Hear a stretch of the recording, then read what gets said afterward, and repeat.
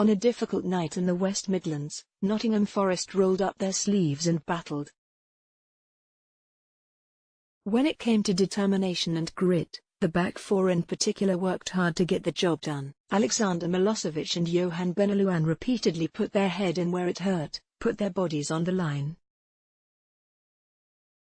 Pick your own defensive cliché, it probably applied to the central defensive bearing at the Hawthorns, to some degree, with both men making vital challenges, headers and interceptions, in key moments. And there remains a lingering sense of injustice that White Gale's dive denied the Reds the 3 points their stoic performance almost certainly merited, on a night when the whole team had defended well, in an effort to hold out for what would have been a first back-to-back win since September, prior to that controversial, decisive penalty. But, as he looks ahead, rather than backwards, Martin O'Neill wants to see the Reds work to improve again, to take another step forward.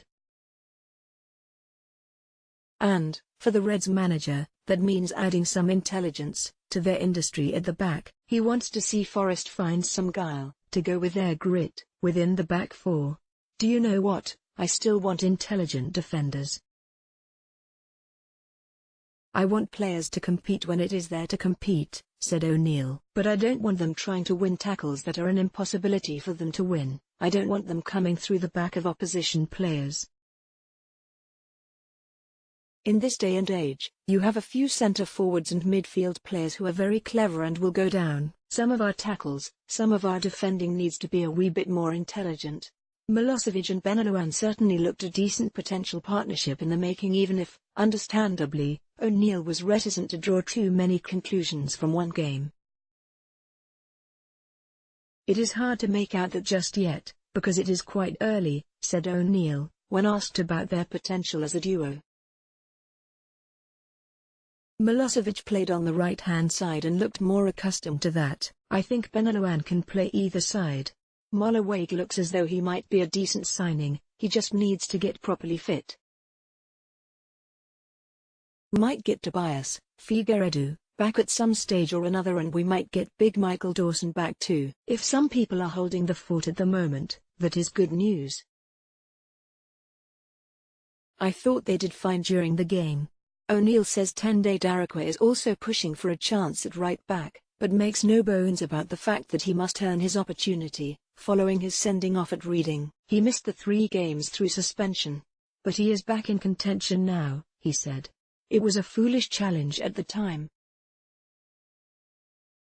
It is something that was born out of a lot of frustration in that game. But you need a bit of discipline. He lost those 3 games and, as a consequence, he lost his place in the side.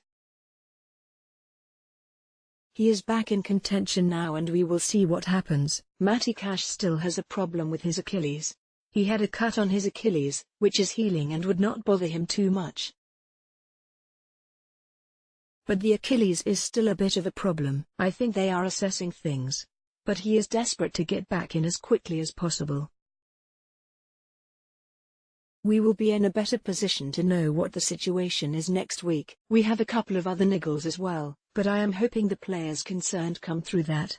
Discipline remains a key word in a different sense, with Forest having looked more organised and composed in the last 2 games, when it felt as though O'Neill's influence was starting to shine through. You do need some sort of discipline and organisation.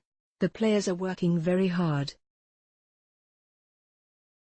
That is not to say they have not done that all season, because they have accumulated a number of points, and you do not get that by just hanging around, said the Reds boss. You're trying to implement some things, and I would say that players taking in things early on, perhaps wanting to please a manager and maybe having certain instructions from a previous regime still there, it can all take a bit of time to get used to. But essentially, the message should be that this is a game of football and you should have an idea that, when you lose the ball, you try to regain a bit of shape and regain it as soon as possible. If you have possession of the ball, try to use it as well and as intelligently as possible. The combination of those things might see you get a result. This is all easier said than done, of course. I was delighted with the performance and with the effort they put in. The players were disappointed with the concession of the penalty and with the aftermath, with the player being suspended. You don't get those points back, they are gone. That is the point, more than anything else, the disappointment of that. If we had picked up 3 points away from home at West Brom, it would have been the first back-to-back win since September, which would have been a big confidence boost. You don't take absolutely everything out of stats, but our work rate was very strong. We have to keep going, and this is a tough old league to keep going. There is no respite and training has been very light. We have been trying to keep as fresh as possible. Roy Keane went to watch Preston beat promotion chasing Norwich 3-1 on Wednesday night, and the assistant manager reported back with the assessment that Forest will face a tough challenge. But, while that is almost certainly true, with 14 games left, O'Neill knows that Forest's fate is still in their own hands, this weekend and beyond. We just have to try to win the game, if we can. Everything will be defined by what we do ourselves, said O'Neill. We will try to win the game. It will not be easy, it will be a tough game. But we will go there looking to win. Preston are a fine footballing side, they have improved just recently. I saw QPR early on and they could not win a game, then since ended up alongside us, in terms of points. More recently, I saw Preston at the start of the season and they are a totally different side now. They are a team playing with confidence, drive and determination.